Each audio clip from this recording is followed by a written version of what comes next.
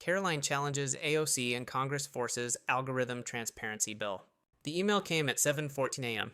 Subject: You are summoned to testify before the House Committee on Algorithmic Accountability. Karoline Leavitt read it once, then again. No panic, just precision. 3 words flashed in her mind. She'll be there. Alexandria Ocasio-Cortez, the woman who called her dangerous. The Congresswoman who tweeted silence her before she spreads. Now they'd be in the same room. Live, on record, under oath. C-SPAN's feed was already scheduled, headlines pre-written, narratives rehearsed. But Karoline wasn't coming with hashtags. She was coming with evidence, emails, screenshots, a single folder. And one line: "You tried to erase me. Let's talk about why." As she stepped up to the mic, the room froze. Because sometimes silence isn't fear. It's the calm before truth drops. 3 days earlier, she had been just another trending target talk show host, ridiculing her influencers, reposting clipped quotes out of context. But Karoline had long since stopped caring about the noise. What mattered now was signal clear, sharp, undeniable.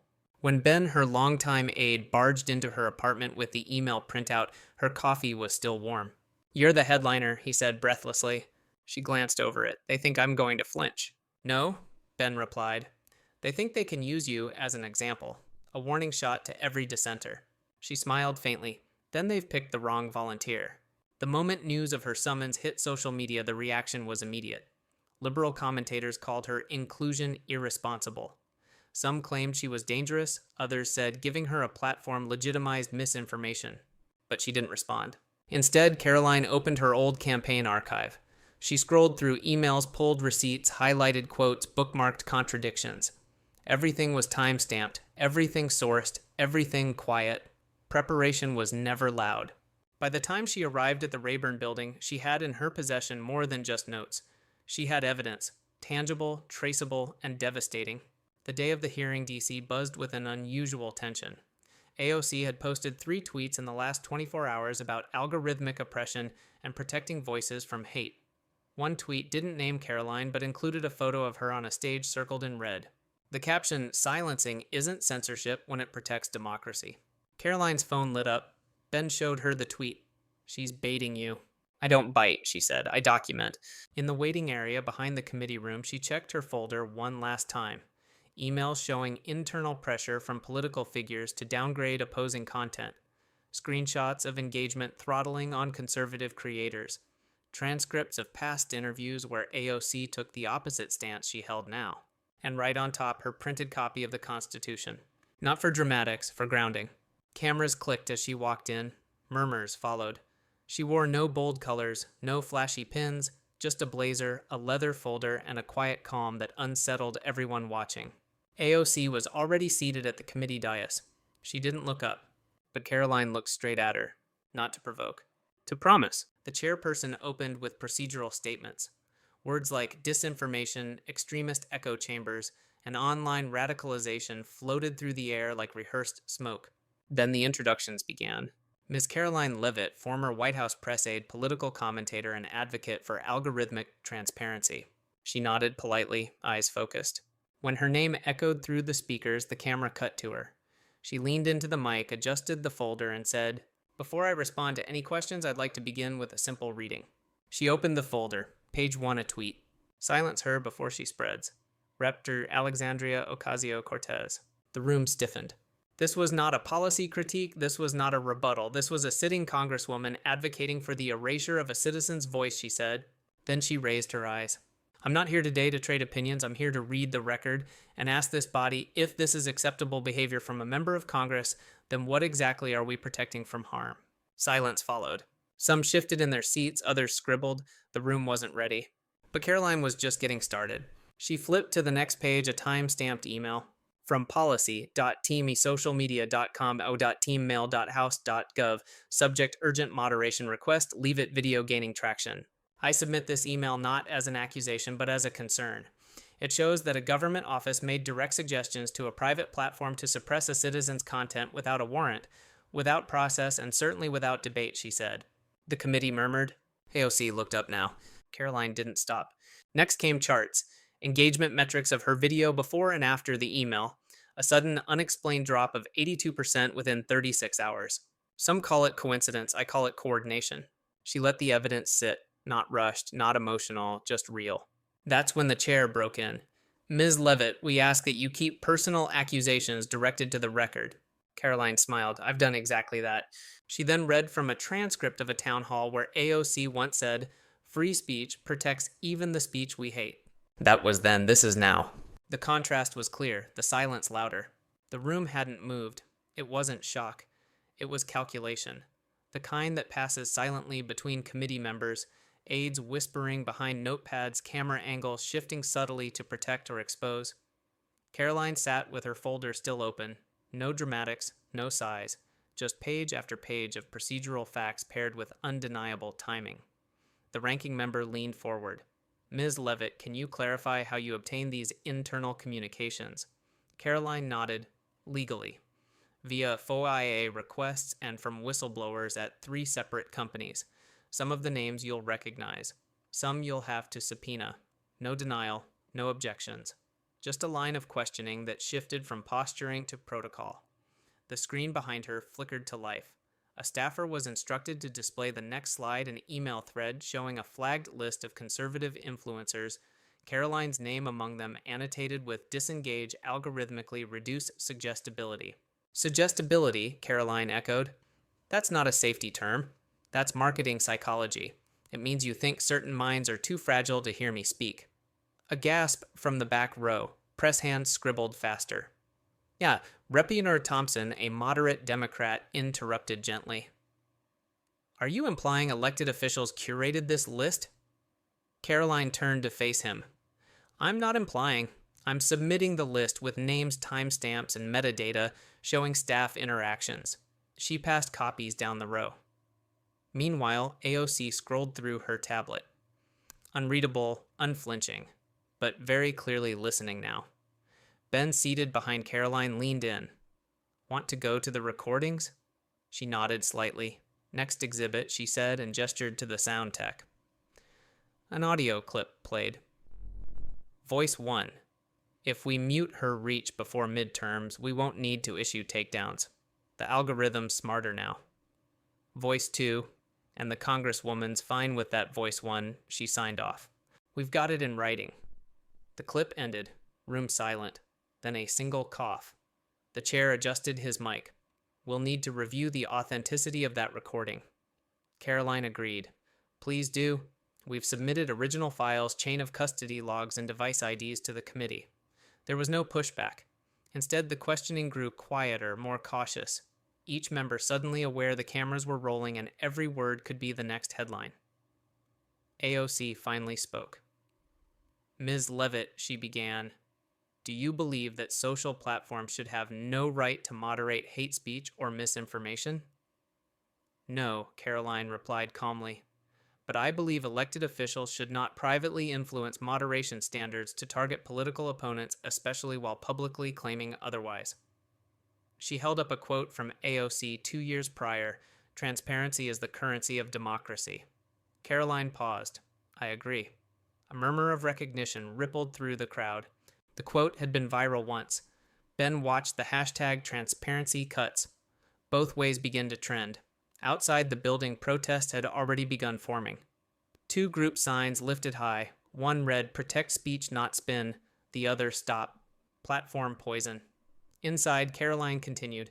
She moved to the data section, graphs showing dips in visibility across dozens of accounts after interactions with known political figures. Some were conservative. Others were just inconvenient centrists. This isn't about ideology, she said. It's about institutionalizing bias behind closed doors, then outsourcing the censorship to code. The room was still listening, still recording. AOC asked, so you're accusing this body of weaponizing trust? Karoline shook her head. I'm accusing some in this body of undermining it while pretending to protect it. Ben glanced at his watch. They had surpassed their initial time allotment, but no one dared stop her. The final slide appeared on the screen, a redacted memo titled Narrative Sensitivity Protocol. It outlined criteria for labeling content as socially destabilizing criteria, which included increased sharing among demographics 18 to 26 with college-level reading comprehension. Karoline pointed. This isn't safety language, this is demographic filtering. The chair leaned forward. Ms. Leavitt, do you fear for your safety as a result of this hearing? She looked up. I fear silence more than scrutiny. Another pause, another ripple. The audience wasn't clapping, but no one was leaving either. Even the camera operators had stopped whispering. Then Karoline closed the folder. No further statement, Mr. Chairman, unless the Congresswoman would like to respond. All eyes turned to AOC. She didn't move, just stared back, calculating, framing. Because the next part wasn't about the facts anymore. It was about the story. And that was only just beginning. For a moment, it looked like AOC wouldn't answer. She kept her hands folded, eyes down. But silence in that chamber wasn't safety, it was anticipation. And Alexandria Ocasio-Cortez knew better than to cede the spotlight. When she finally looked up, the room straightened. I appreciate Ms. Leavitt's passion, AOC began, voice even. But passion doesn't override context, and selective outrage doesn't erase lived experience. She gestured to a binder her aide slid toward her. Let's talk about the data Ms. Leavitt presented, because context matters. Slide 1 went up. Charts of hate speech, reports filed on social media platforms. Last year alone, we saw a 27% rise in online harassment tied to political radicalization.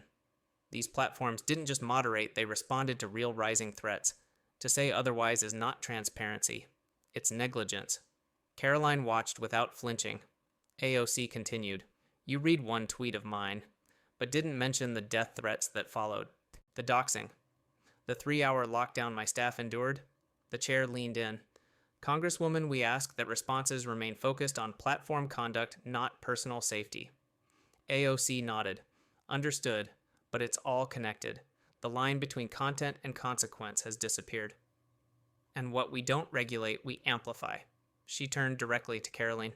I do not support silencing. I support standards. I support communities where young people don't wake up to hate disguised as policy critique. The room was shifting again, not in favor, not against. Just rebalancing. Ben scribbled a note. She's going moral.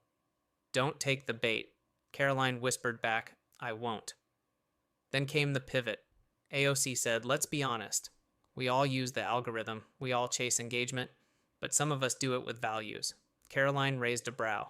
And who defines those values? The question hung in the air. AOC looked to the committee. That's what this hearing should be about. Not just accountability for tech, but accountability for intent.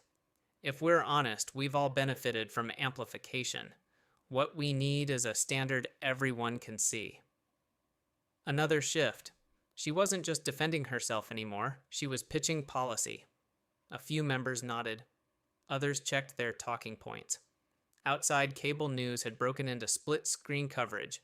Karoline on one side, AOC on the other, live free speech showdown. Meanwhile, TikTok exploded with side-by-side clips. One frame, Karoline holding the folder. The other, AOC leaning in with fire behind her voice. Back in the chamber, the chair cleared his throat. Ms. Leavitt, would you like to respond to the Congresswoman's remarks? Karoline stood, calm, composed. I appreciate the Congresswoman's concern for safety, and I agree context matters. She paused. But let's apply that standard equally. She clicked her remote. New slide. AOC 2018 criticism isn't violence, it's democracy at work. Karoline continued. That's your quote, and I support it. But when criticism becomes inconvenient, we can't label it danger. That erases both democracy and accountability. AOC looked down. Karoline turned back to the committee. We're not here to debate feelings. We're here to examine power, who uses it, how quietly, and at whose expense. The room was still. Then a surprise. Representative Garcia, a centrist Democrat, raised his hand. Ms. Leavitt, Ms. Ocasio-Cortez, would either of you support a bipartisan framework for algorithmic transparency independent of political office? Both women turned. Karoline answered first. Yes, if it's truly neutral. And binding. AOC nodded slowly. Yes, if it protects marginalized communities and prevents weaponization. The room blinked. Agreement. The chair leaned in. Well then, perhaps we found a path forward neither algorithm nor outrage predicted. The feed cut to commercial. But the story wasn't over. Because outside the chamber, the narrative was mutating again. Karoline's team saw now the folder trending. AOC's side launched Zhao in context. Sources courage. 2 truths, 2 tactics, 1 audience, and millions still deciding what to believe. Capitol Hill doesn't sleep, it simmers. After the hearing ended, neither side declared victory, but both knew the narrative was far from settled.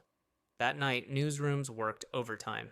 Karoline's quote, "We're not here to debate feelings, we're here to examine power," ran on repeat across conservative media. Progressive anchors countered with AOC's soundbite, "What we don't regulate, we amplify." Cable networks hosted dueling panels. Analysts framed it as a clash between truth and tact, tech and tyranny, generation and grit. Karoline didn't watch. She met Ben and her legal advisor at a quiet corner table in a DC diner. "They're going to dig," Ben warned. "Everything you've ever liked, shared, or quoted. It's coming." Karoline nodded. "Then we make the next move ours." She pulled out her phone, a single message to her followers. "The record is real, but we've only started the audit. It took less than 20 minutes for EUG audit the algorithm to hit trending." Meanwhile, AOC's team released a thread outlining a proposed digital ethics framework, calling for independent panels, equity benchmarks, and automatic review triggers for political content. By morning, both women had been booked on opposing Sunday shows. But something unusual happened.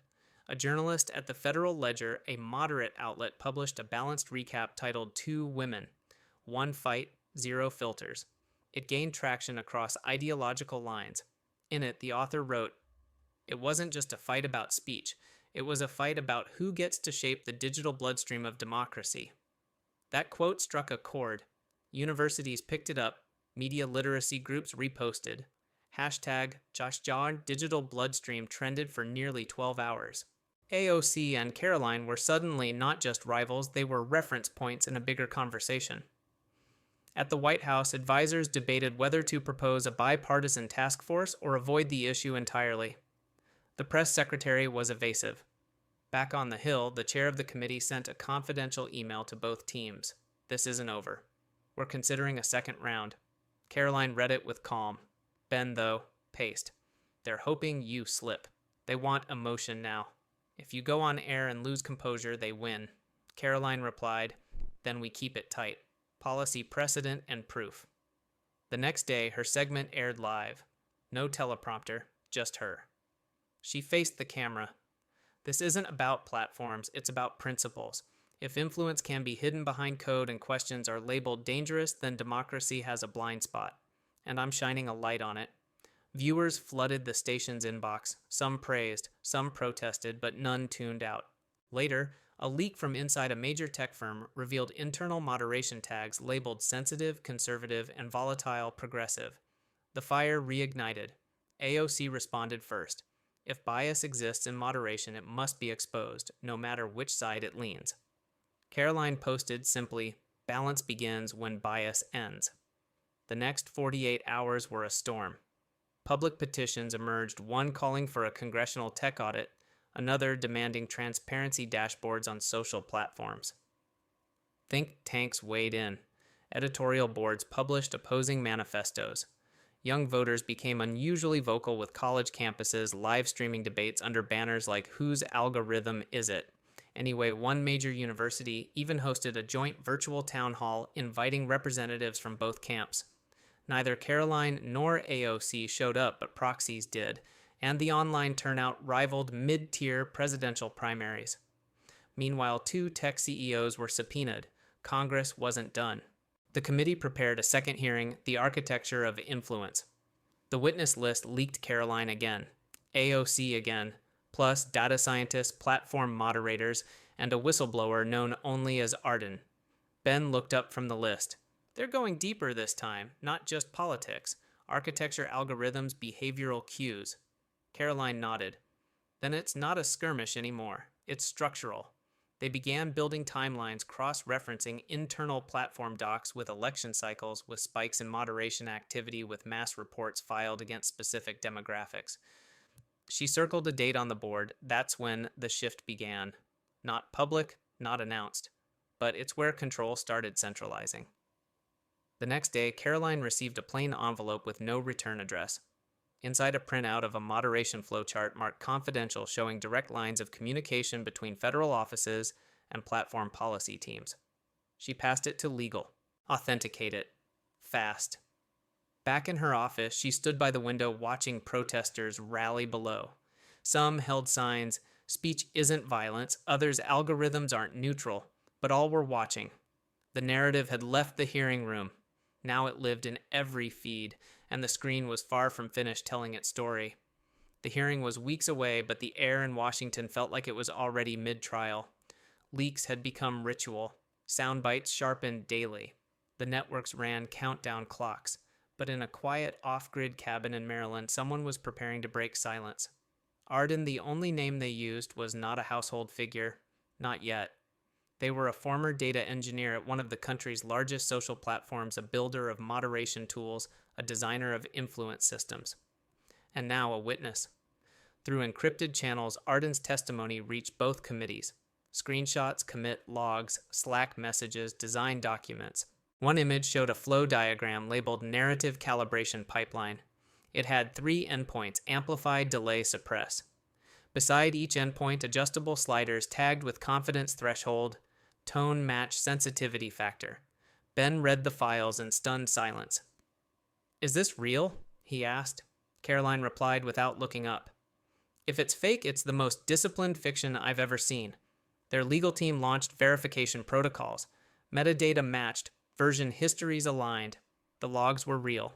Arden's message was simple. The tools weren't designed to censor. They were designed to shape. But in shaping without oversight, we began deciding what society should see. Congress was shaken. AOC, when briefed on Arden's materials, issued a rare pause. Her spokesperson responded carefully, "If tools are being weaponized beyond intended purpose, we must confront that reality, not defend the abstraction." It was the closest thing to a truce either side had offered. As the second hearing neared, pressure mounted. Media outlets began building influence maps showing how different communities were affected by algorithmic shifts. Certain phrases, shadow targeting, momentum suppression, viewstream engineering, entered mainstream vocabulary. A New York Times headline read, "Code, not Congress, is governing public speech." At the Capitol, the list of witnesses grew. Experts in behavioral design, a former director of policy enforcement, an academic who had studied micro-targeting since 2012, and Arden to appear anonymously. On the day of the hearing, security was tighter than usual. Protest lines stretched blocks. Karoline arrived through a side entrance escorted by federal officers. She carried the same leather folder, but this time it was heavier. Inside, verified documents from Arden. Annotated policy guides. Screenshots showing backdoor access panels labeled priority override. When the hearing opened, the chair began with a rare admission. "We stand today not as partisans, but as people trying to understand a system that may have outpaced the rules we wrote to govern it." Karoline was called first. She spoke calmly. "What began as content moderation has morphed into narrative navigation," she said. "Not through intention, perhaps, but through inertia and incentive." Then she added, "And once a system learns what it's rewarded for, it optimizes. Quietly, precisely, relentlessly." She submitted Arden's flow diagrams into the record. AOC spoke next.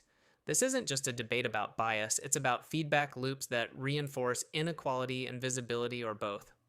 We must decide if we're willing to trade transparency for perceived safety." It was one of her sharpest performances. But the room's pulse spiked when Arden's voice filled the chamber, altered digitally to preserve anonymity. They described building systems that began as moderation, but evolved into momentum prediction models. Eventually, Arden said it wasn't about taking down harmful content. It was about adjusting the speed at which narratives spread based on internal projections of what would destabilize engagement trust. "Who defined destabilizing?" a senator asked. Arden paused. "Policy teams. Influenced by advisory groups. Sometimes those groups included elected officials." Gasps. Pens dropped. That moment was replayed 1,000 times in the next 24 hours. Editorials flooded in.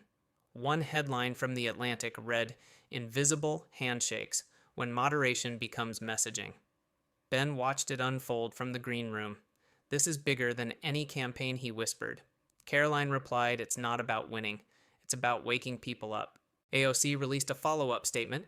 No technology built without ethics can remain neutral. We need guardrails and sunlight. For the first time, her words echoed Karoline's. In coffee shops and classrooms, people replayed the hearing. Hashtags merged. Aja audit the algorithm, and guardrails and sunlight began appearing side by side. It wasn't unity, but it was alignment, and that was enough to start changing the story. By the time the hearing concluded, the nation had already moved into the next phase, not of scandal, but of reckoning. Cable pundits fell unusually quiet. Editorial boards, usually fast with declarations, paused. Something had shifted. For once, both sides had heard something they couldn't immediately spin. Not easily, not entirely. Arden's voice had done more than expose. It had introduced a new standard, the acknowledgement that silence and design were not neutral, that invisibility could be engineered, that the default was a decision, not a coincidence. Karoline returned to her hotel drained. The leather folder had become symbolic, a visual icon repeated on late-night graphics and TikTok clips. AOC, too, looked changed in the aftermath. More measured, still fiery, but less absolute. The two had not spoken directly since the hearing, but each knew the other was reshaping the space between policy and power. Within days, bipartisan senators proposed a preliminary bill, the Digital Integrity Act. It called for three things: algorithmic disclosure. Any platform with over 20 million users must publish a quarterly transparency report detailing content curation practices. Independent audit access. Certified third parties may conduct annual reviews of content moderation systems. Emergency override safeguards. All government contact with platforms regarding content must be logged and made available to an independent ethics board within 30 days. Neither side loved it, which meant it might actually work. The proposal sparked a national conversation on podcasts, on subreddits, at kitchen tables. The language had changed, not left versus right, but designed versus disclosed. Karoline hosted a live AMA on a video platform with the title, What Happens When the Feed Fights Back? Over 3 million tuned in. AOC held a live stream town hall fielding unscreened questions from her followers. She repeated a new phrase, democracy needs debugging. Meanwhile, Arden vanished again. Their mission was never the spotlight. It was the signal. Months passed. The bill gained traction. Platforms pushed back softly at first, then fiercely. Lobbyists flooded Capitol Hill. But the public was watching. And now they understood the stakes. Karoline and AOC testified one final time. Separately, but their messages, while different, harmonized. This isn't about censorship, Karoline said. It's about clarity. Who decides what we see and how silently they do it? AOC added, if we fail to act, we're not just losing privacy or speech, we're surrendering agency. The vote passed. Narrowly. The Digital Integrity Act became law. On signing day, the president spoke softly. This bill doesn't fix everything, but it starts the repair. And for the first time in a long while, the nation agreed on something not because it was perfect, but because it was honest. In the months that followed, Karoline launched a nonprofit dedicated to digital transparency. AOC co-sponsored a youth civics program aimed at understanding media ecosystems. They still disagreed on much, but they shared one truth. The screen isn't neutral, and the story doesn't write itself. If this story made you think differently about the power behind your feed, don't just scroll, engage. Like this video if you believe transparency in tech matters. Comment below. What part of the story impacted you most? Subscribe for more real-world, inspired political thrillers. Share this video to keep the conversation going because truth spreads when we carry it forward. If this story moved you, if it reminded you that real change begins with honest conversation, then don't let it end here. Like the video to show your support for more dialogue over division. Leave a comment sharing your story or a moment when listening changed your perspective. And subscribe to our channel so you don't miss the next chapter in conversations that matter. Share this with someone who's ready to talk, not just louder, but better.